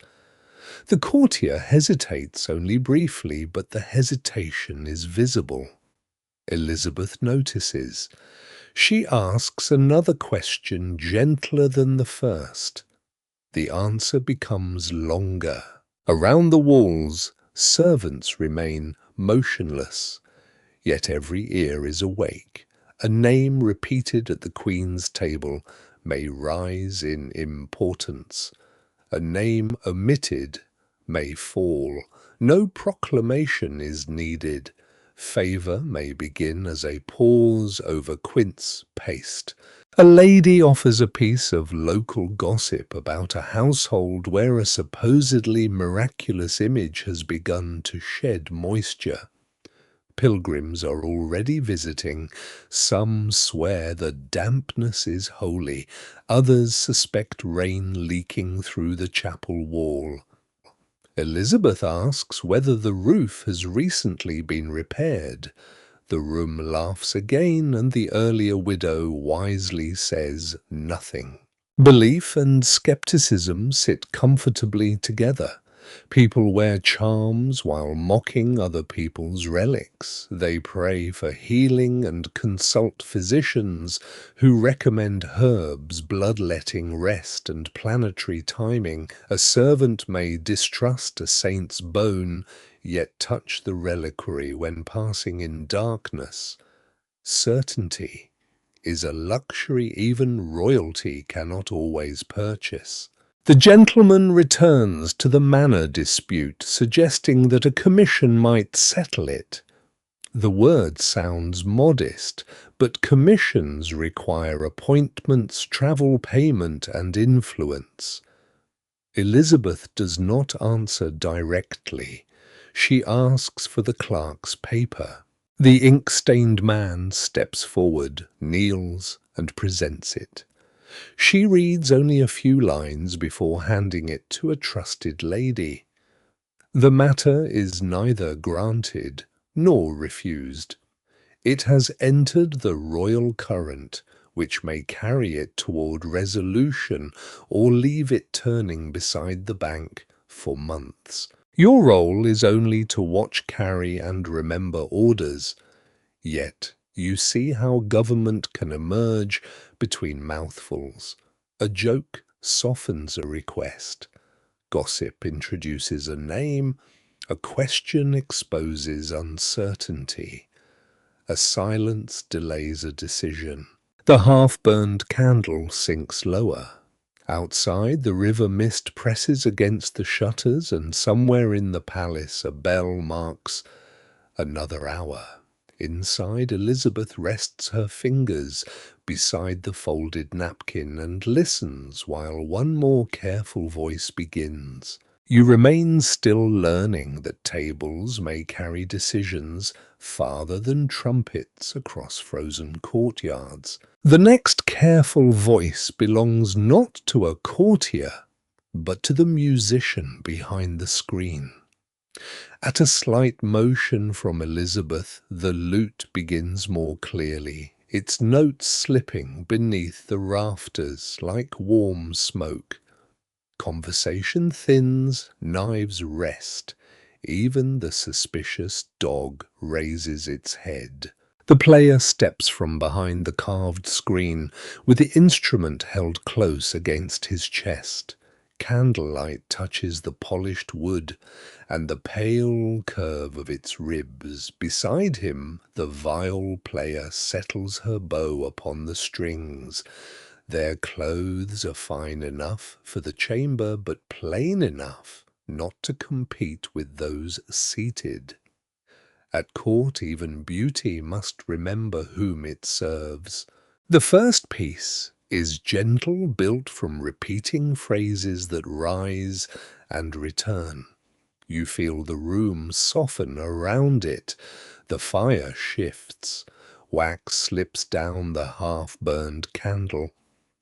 The old rafters hold each note briefly before returning it to the room. Outside, mist presses against the shutters, while inside every sound seems drawn into the slow weaving of lute and viol. Music does more than entertain. It fills pauses that might otherwise grow awkward. It gives courtiers time to think before speaking. It allows the queen to rest without appearing withdrawn. A melody can cover the clearing of plates, the passing of notes, or the quiet arrival of a physician with another folded cloth. The musicians watch Elizabeth carefully. If she speaks, they lower their playing. If she leans toward the table, they soften further. If she looks toward them, the melody brightens. Such skill is not written on parchment. It lives in the hands, eyes, and nerves of those who know that one missed signal can make a beautiful piece feel impertinent. When the song ends, Elizabeth nods. That small gesture releases breath around the room. The musicians bow. The lute player offers a second piece, this one carrying words. A young singer steps forward and begins a verse about a winter garden where one rose remains beneath frost. The language is layered with compliment. The rose is steadfast, rare, and guarded against harsh winds. No one needs to ask whom it resembles. Court poetry often places meaning inside flowers, stars, moons, pearls, ships, and shepherds. A ruler may hear praise more pleasantly when disguised as weather. Elizabeth listens without smiling at first. The singer reaches a line about lesser blossoms bowing before the rose, and one courtier looks down quickly. Some swear the verse has been composed for a rival court and altered overnight. Others insist it is new. No one can quite agree whether the poet borrowed the image or merely found the same convenient flower as everyone else. At the end, Elizabeth smiles and asks who wrote it. The singer names a gentleman absent from the room. That is safer for him. Praise offered from a distance cannot stumble over its own bow. A page brings forward a small written riddle. Elizabeth enjoys wordplay, and the paper passes from hand to hand before reaching her. She reads aloud a puzzle concerning a thing that has a tongue but never speaks, travels without feet and rests beneath a crown. The courtiers consider it with grave expressions. One suggests a bell, another proposes a shoe. A lady answers that it is a river beneath a bridge, though the crown remains unexplained. The Queen allows them to struggle. You stand against the tapestry, suspecting that the answer may be simpler than anyone dares admit. The suspicious dog chooses this moment to scratch behind one ear. The sound is surprisingly loud. Elizabeth glances down and says that perhaps the creature knows. Laughter spreads warmer than before. The answer proves to be a shoe. Its tongue cannot speak, it travels without feet, and it rests beneath a crowned head when worn by a king. The lady who proposed the river accepts defeat with grace. Court riddles reward wit, but they also test how elegantly someone can be wrong. A small box of counters appears for another amusement. Two courtiers play a guessing game involving concealed pieces and quick calculations. The rules are old, though each household claims its own version. Some players touch a lucky coin before beginning. Others refuse to sit facing north, fearing poor judgment. Superstition gives losing players somewhere to place blame. Elizabeth watches more than the game. She notices who boasts, who hesitates, who yields, and who laughs at himself. Entertainment becomes another mirror of character. A clever courtier may reveal vanity. A quiet lady may expose sharp intelligence. A servant carrying wine may discover that powerful people are most honest when they believe they are merely playing. The musicians begin again while the counters are removed. This time the viol leads low and steady. A poem follows, spoken rather than sung, about a traveller crossing muddy roads toward a distant abbey. The tale mentions a broken cartwheel, a doubtful relic, and a monk who sells weather predictions beside the gate. You remember the complaining wheel in the courtyard and wonder whether all journeys eventually become poems, if enough inconvenience is added. The poem ends with the traveller finding shelter beside a monastery fire. Elizabeth asks whether the monk's weather prediction was correct. The speaker replies that the monk predicted rain after seeing rain clouds. The Queen says, "This is the safest form of prophecy." Servants smile inwardly. Around the chamber, the entertainment continues to smooth the night. Plates vanish. Fresh candles replace dying ones. The physician relaxes slightly when Elizabeth speaks without touching her cheek. Those who tell the tale never fully agree whether she prefers music, poetry, riddles, or the reactions they draw from others. From your place near the wall, you suspect she values all four. The final chord lingers beneath the soot-dark rafters. No one moves until it fades. Then Elizabeth lifts one hand and the room returns to quiet service, every servant remembering not only the performance but who laughed, who failed, who watched, and who was watched in return. The last chord fades, and for a moment the chamber seems suspended between amusement and fatigue. Elizabeth rests one hand beside the folded napkin, the physician watches her cheek, the courtiers watch her eyes, the servants watch everyone else. A young page approaches with a small velvet pouch sent by a nobleman waiting beyond the privy rooms. He kneels, presents it, and names the giver clearly. The usher checks its cord and seal, then places it before the Queen. Inside lies a brooch shaped like a white rose worked in silver and seed pearls. Elizabeth turns it beneath the candlelight. The courtier who arranged its delivery waits near the door, his evening depending upon whether the flower pleases her. The Queen asks why the rose has no thorn. The question is mild, the effect is not. The courtier bows and answers that no thorn would dare grow near her. Elizabeth studies him for another breath, then laughs softly. The room relaxes. The gift is accepted and passed to a lady for safekeeping. Favour has survived, though perhaps only by one polished sentence. You begin to understand that gifts at court are never merely gifts.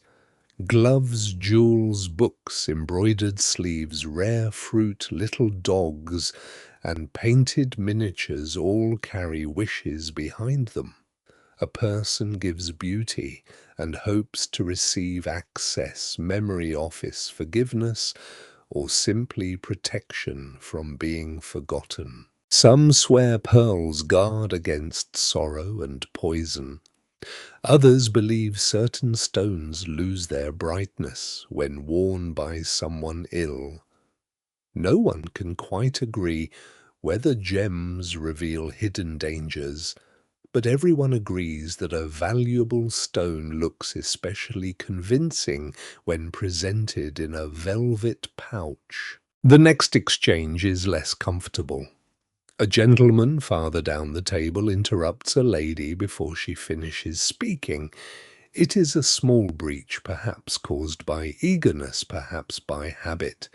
Elizabeth turns toward him. She does not raise her voice. She asks whether his hearing has failed, since he seems unable to notice when another person is still speaking. The gentleman reddens. He bows from his seat and apologizes. The lady lowers her eyes, neither triumphant nor offended. Around the walls, servants become very interested in candle flames. A rebuke delivered quietly travels farther than shouting. By morning, the story may reach galleries, kitchens, stables, and lodgings, each version slightly altered. In one telling, the gentleman interrupts twice. In another, he drops his cup. By noon, someone may swear he has been banished to a wet manor in Wales. Those who tell the tale never fully agree how quickly Elizabeth's temper rises. Some remember flashing anger and sharp words. Others describe long patience followed by a single sentence no one forgets. From where you stand, uncertainty itself seems part of her power. No servant knows whether a mistake will be ignored, mocked, corrected, or remembered. The suspicious dog leaves the bench and wanders toward the gentleman who has just been rebuked. It sits upon his shoe. The Queen notices and says the creature has chosen a quieter companion. This time laughter comes carefully, then warmly, when the gentleman laughs at himself. His willingness saves him further embarrassment. At court, recovering gracefully can matter almost as much as avoiding the fall. A lady presents Elizabeth with a pair of embroidered gloves, scented with amber and rose. The Queen examines the stitching, praises the tiny silver knots, and asks which woman completed the work. The lady names an elderly embroiderer from her household. Elizabeth orders that the woman receive payment beyond the usual price. You see surprise pass across the giver's face. The reward is generous, but it also redirects credit towards the unseen craftswoman. Royal praise can lift someone who will never enter this chamber. It can also remind a noble that fine gifts are made by tired hands beneath weaker candles. Nearby, a servant reaches for an empty dish too soon. The chief server catches his sleeve before silver scrapes across the board. Elizabeth glances toward the movement. The servant freezes. For one long breath, no one moves. Then the Queen asks whether the dish is attempting escape. The chief server answers that it has been recaptured. A faint smile appears, and the servant withdraws with both face and employment intact. Your own hands feel colder despite the fire. You imagine dropping a spoon, stumbling over the salt, or sneezing during a political whisper. Service near the Queen demands invisibility, yet invisibility must remain alert, graceful, and perfectly timed. It is rather a lot to ask of a person who has been awake since before the monastery bells. A courtier offers a flattering remark about Elizabeth's judgment in the manor dispute. She replies that judgment is easiest for those who do not own the troublesome oak. The flattery falls harmlessly to the floor. Another gentleman receives a small ring from the Queen, passed through a lady without explanation. His expression brightens, but he bows carefully. A gift from Elizabeth may signify affection, gratitude, service, or a reminder of obligation. Even now it is hard to tell which meaning the recipient carries away at all. The half-burned candle finally collapses into a pool of wax. A servant replaces it before darkness can form. The new flame catches, trembles, and steadies. Elizabeth touches her cheek once briefly. The physician notices, but she turns instead toward the musicians and requests a quieter air. Her mood has moved again away from teasing and toward stillness. Around the table, shoulders ease by degrees. The rebuked gentleman speaks no more. The rewarded lady watches the gloves disappear into royal keeping. The young page retreats with the empty velvet pouch. You remain beneath the tapestry, understanding that everyone here lives by changes almost too small to name: a lifted eyebrow, a delayed answer, a gift accepted, a joke permitted, a silence prolonged. Outside, winter presses against the palace walls. Inside, favor warms one face and leaves another cold, while servants move through both climates without ever choosing the weather. The quieter air settles over the chamber, and the meal begins withdrawing. Elizabeth no longer reaches for bread. The final cup remains covered. Courtiers speak in murmurs, while servants await the chief server's signal. At last his hand moves. The first empty plate leaves the table. You step forward with the others, careful to follow the invisible lanes learned earlier. Fresh dishes entered from the right, used vessels depart without crossing anything intended for the Queen. A napkin is lifted, folded inward to hide stains, and placed in a covered basket. Nothing is shaken or dropped. Even crumbs leave with dignity. The trenchers are examined before they disappear. Bread that has absorbed gravy may be set aside for lower servants' palace dogs or distribution to the poor, depending on condition and custom. Fine, untouched pieces go one way, damp crusts go another. Spoiled scraps are removed entirely. In a household, this large leftovers form their own little kingdom, ruled by hunger, privilege, and accounting. You carry a silver plate into the serving passage. An officer waits beside the inventory clerk. The clerk marks the returned piece with an ink-stained finger while the officer checks its edge for dents. Silver is valuable, portable, and therefore never trusted to travel alone. A missing spoon can produce more alarm than a missing scullion, which tells you something rather plain about palace priorities. Each object is counted twice. Cups, salts, dishes, covers, spoons, carving tools, basins and ewers pass from hand to hand. The person receiving speaks the number. The clerk repeats it. If the figures disagree, everyone stops until the confusion is found.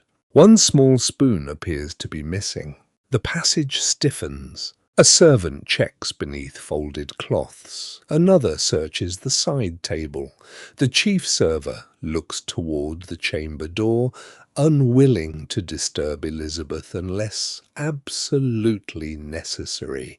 You remember the steward's warning that a misplaced utensil can become an inquiry. Now, the warning stands beside you, wearing several worried faces. The suspicious dog emerges from under the table with something bright near one paw. The spoon lies beneath its chest. A servant kneels slowly, offers a fragment of bread, and retrieves the silver without struggle. The dog accepts the exchange as fair commerce. The clerk records the spoon's return, but wisely omits the negotiation. Some swear dogs can sense thieves, illness storms, and spirits. Others observe that dogs mainly sense dropped food. No one can quite agree whether this animal guards the queen or merely audits the floor, but tonight it has saved 3 servants from a long questioning. Bones are collected next. The finest meat has been eaten or reserved, but joints, skin, and scraps remain. Certain leftovers return to the kitchen for broth.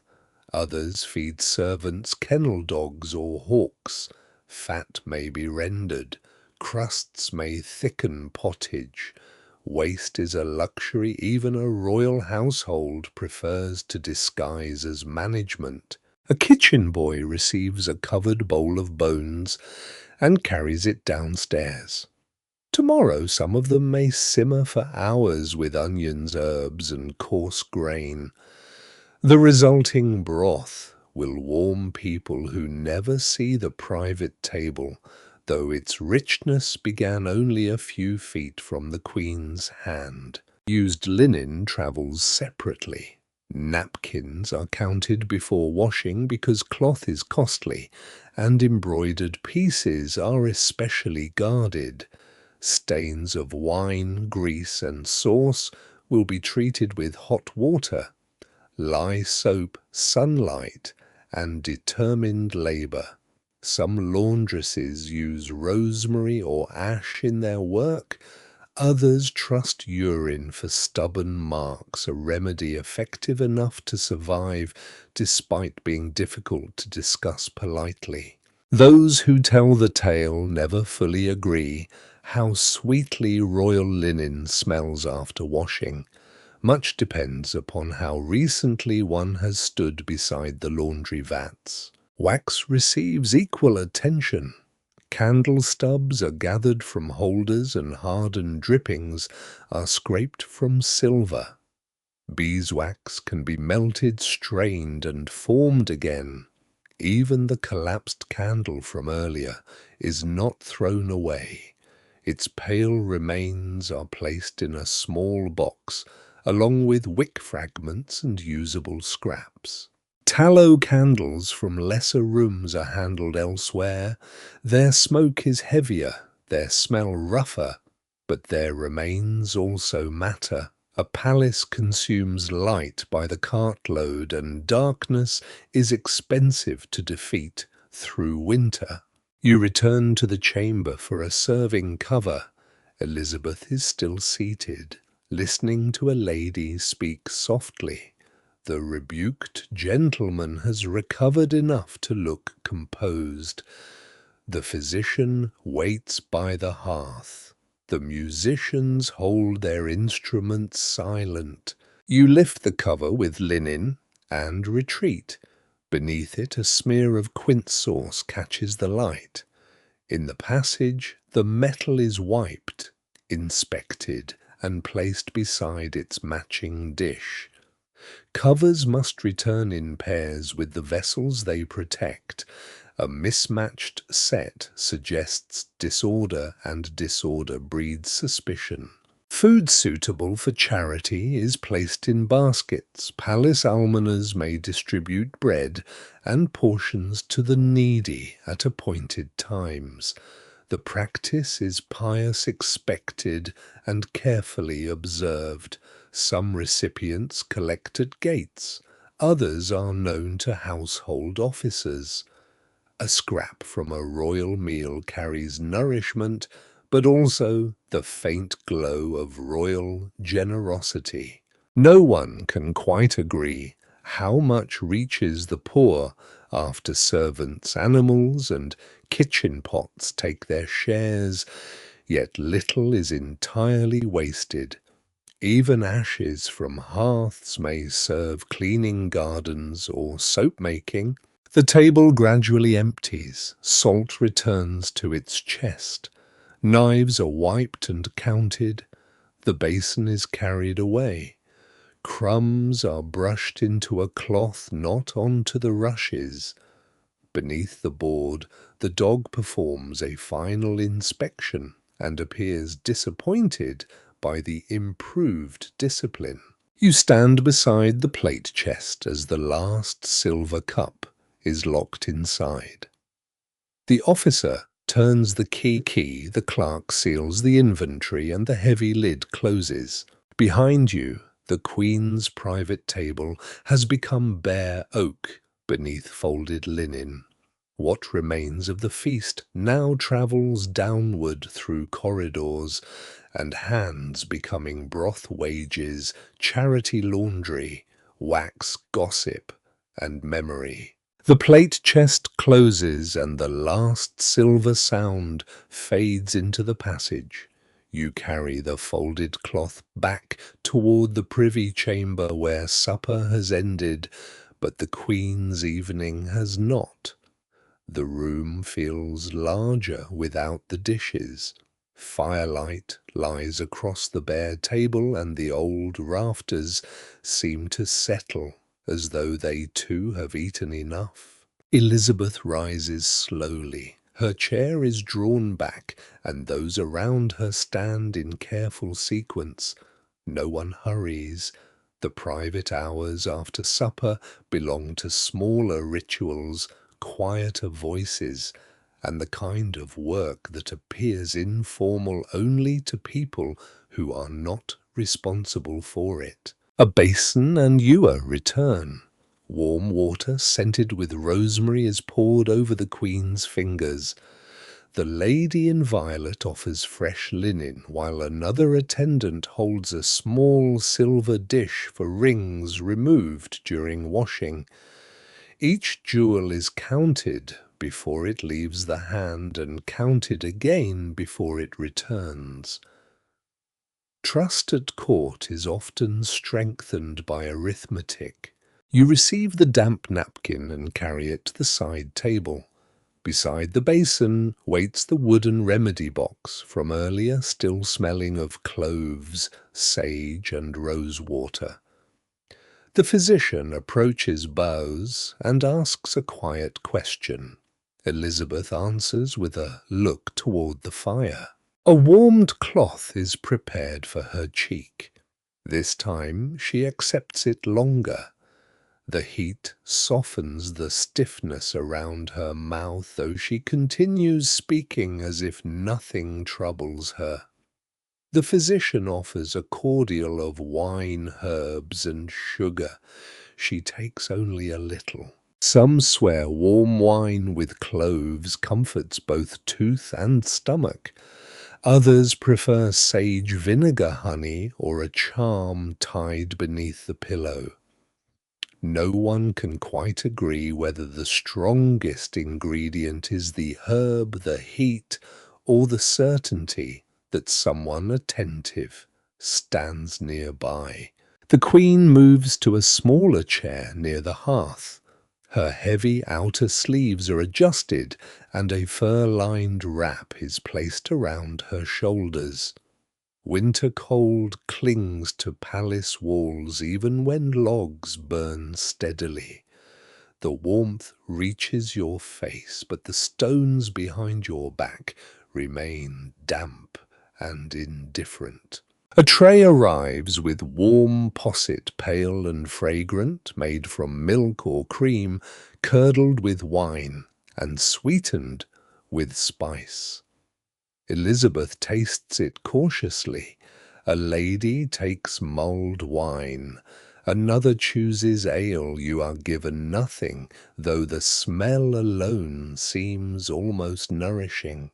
Near the window a little table is prepared for cards. The cloth is brushed clean, and a carved box opens to reveal painted pasteboard cards softened at the corners from use. Gaming after supper is common enough, though moralists complain that cards encourage idleness, quarrels, and unfortunate confidence. Those who complain are rarely invited to the better games. Elizabeth sits with two ladies and the gentleman whose interruption earned a rebuke. His presence suggests that the matter has not ruined him. Coins and counters are placed upon the table. The stakes remain modest, at least by royal standards, which means they could still feed a village household for an uncomfortable length of time. You stand nearby with a candle. The cards show kings, queens, knaves, and painted suits. Some players tap the table before dealing. Others refuse a card that falls face upward, believing it carries bad luck. One lady keeps a tiny sprig of rue inside her sleeve to guard against envy and misfortune. The first hand proceeds quietly. Elizabeth studies the gentleman over the top of her cards. He plays carefully, perhaps too carefully. She wins and asks whether silence has improved his judgment. He answers that it has improved everything. The Queen smiles. A chapel bell sounds from deeper in the palace. Evening prayer approaches. The cards are gathered, coins counted, and the box closed. Nothing remains scattered. Even recreation must leave a tidy account. The household moves towards the small private chapel. You follow, with the candle passing the silver reliquary whose saintly thread no one quite trusts. In the chapel, wax flames tremble before painted panels. The air smells of stone incense and old cloth. Elizabeth kneels upon a cushioned stool. Her attendants kneel behind her. Prayers are spoken softly for health, peace, the realm, the dead travellers, and those suffering in winter. Beyond the walls, watchfires burn. Near gates, horses shift in dark stalls, and poor families pull wool blankets closer against the cold. You kneel at the rear, holding the candle upright. The dog enters late, circles twice, and lies down with the calm confidence of a creature certain that all chapels include space for it. After prayer, the Queen returns to the chamber. The hour is quieter now. Courtiers withdraw one by one, bowing at the door. The musicians carry their instruments away. The physician leaves instructions with a trusted lady and closes his leather case. Yet royal business continues. The ink-stained clerk enters with 2 folded papers. One concerns the disputed Manor Oak, another bears news from a distant port. Elizabeth listens while a secretary reads in a low voice. A ship is delayed. Cloth prices have risen. A local officer requests authority to settle a quarrel over tolls. The Queen asks brief questions. Her ladies sit nearby with embroidery, though their needles sometimes stop when a name is mentioned. You warm fresh wax for a seal and hold it near the candle until it softens. The secretary folds one answer, presses the royal device into red wax, and leaves the other paper unresolved. Those who tell the tale never fully agree how late Elizabeth works. Some swear she reads deep into the night, others say private evenings depend upon health company and the burden of news. Tonight her cheek troubles her, but she dismisses rest until the final message has been heard. At last the oak doors close upon the departing clerk. The chamber shrinks into firelight, warm drink-folded linen, and whispered instructions. You lower the candle, listening as the palace quiets around the Queen at the night's edge. Oak doors close, and the last clerk's footsteps fade along the corridor. You remain beside the lowered candle while the privy chamber settles into its final shape for the night.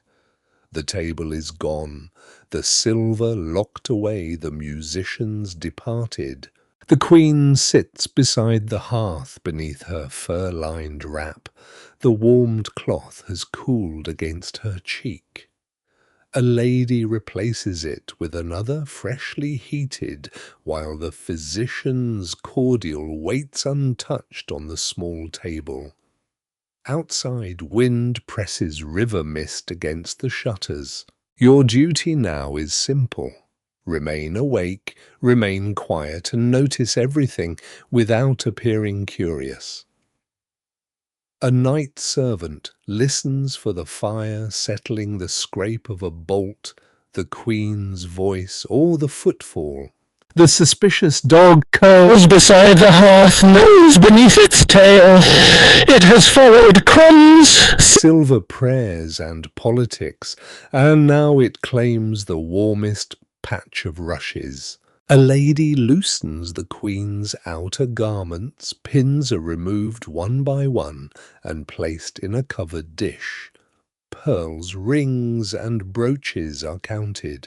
The white rose disappears into velvet. Nothing valuable sleeps unrecorded. Some swear pearls grow dull when their wearer is ill or sorrowful. Others say a gem merely reflects poor light and anxious imagination. No one can quite agree whether jewels reveal hidden truths, but servants still inspect them. Elizabeth speaks to one attendant about the disputed oak tree. Even now after supper, music, medicine, prayer, and paperwork, the matter remains with her. She suggests that parish maps be examined before any commission travels. The lady remembers the instruction. You understand why servants know so much. They hear decisions before ink preserves them. They notice which petition returns, which gift is locked away, which name produces silence, and which dish leaves untouched. They see the Queen, not as a painted emblem, but as a woman with cold hands, careful appetite, sharp humour, tired eyes, and a tooth that aches behind a controlled smile. Yet knowledge does not become freedom. Everything witnessed here must remain here. Palace servants carry secrets the way walls carry smoke, absorbing them, slowly showing traces, but never speaking plainly. A careless story told in an alehouse may return wearing another face and lead directly to the person who began it. The steward enters to inspect the chamber. He checks shutters, fire tools, water candles, doors, and the iron keys at his belt. One candle is left burning inside a pierced lantern. Another stands near the bed trimmed low. Too much flame risks fire. Too little leaves attendants stumbling in darkness. Fire is feared throughout the palace. Tapestries, rushes, linen, timber, and dry hangings wait everywhere for one falling spark. Some households keep charms against flame near hearths, while others mark beams with crosses. Practical servants prefer buckets, watchfulness, and servants who do not fall asleep. The bed curtains are drawn partly closed. Warm linen waits inside. Elizabeth removes the final ring and gives it to her lady. For a moment, without jewels, silver food petitions, or watching courtiers, the room feels almost ordinary. Then, an officer checks the outer door, and the layers of monarchy return. You move into the corridor for the first watch. The tapestry brushes your shoulder. The silver reliquary glimmers near the chapel passage. Somewhere below, kitchen workers bank fires for dawn. Bones simmer slowly into broth. Stained napkins soak in tubs. Candle wax waits to be melted, and the dog's stolen spoon rests safely inside the plate chest. A distant bell marks the hour. You remember the muddy gate, the complaining cartwheel, the warm linen held before sunrise, and the scented rushes spread across cold stone. The palace has carried you through one long turning of service from darkness into candlelight and back into darkness again. Those who tell the tale never fully agree what Elizabeth's servants truly thought of her. Some remember brilliance, others severity, generosity, vanity, courage, caution, warmth, or fear. Perhaps all these memories are true at different tables and different hours. What they certainly see is the distance between image and body. The Queen presented to the realm does not shiver, ache, hesitate, or tire. The woman at the private table does all these things, though with discipline strong enough to make weakness look like ceremony. The watchman passes and nods. You pull your wool cloak closer. Through the oak door comes no sound but the soft shift of bedding and the low murmur of a lady settling near the fire. Your candle burns steadily, and now at last the palace grows still around you. The corridors lose their sharp edges. The cold stones seem softer beneath the weakening gold of the lantern, and the old tapestries hang without movement, keeping their hunters, saints, and strange beasts inside a darkness that asks nothing more of them tonight. Far below, the last kitchen flame folds into red embers. The broth rests beneath its lid. The silver sleeps behind iron locks. Wet linen hangs quietly, and scraped beeswax waits for another morning, another wick, another small circle of light. Beyond the walls, river mist drifts through the winter fields. A horse lowers its head in the stable. The distant abbey bell gives one final gentle note, then leaves the night to silence. You no longer need to remember every bow, every key, every covered dish, or every careful glance. The Queen is behind her curtains. The servants have found their benches and blankets. Even the suspicious dog is warm, curled close to the hearth, dreaming, perhaps, of capon pastry and a silver spoon briefly claimed as treasure. Your own shoulders loosen. Your hands are no longer cold. The wool cloak settles around you like a heavy blanket carrying faint scents of smoke, rosemary damp air, and old stone. Nothing more is required tonight. The palace will wake again. Fires will be coaxed from ash. Rushes will be scattered. Bread will be broken. Bells will measure another day.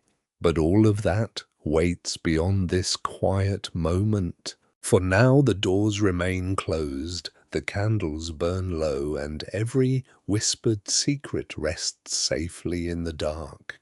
You breathe slowly. The river passes unseen. The rafters hold their silence, and the last warm light fades gently, softly, until the medieval world becomes only a distant glow beside your bed.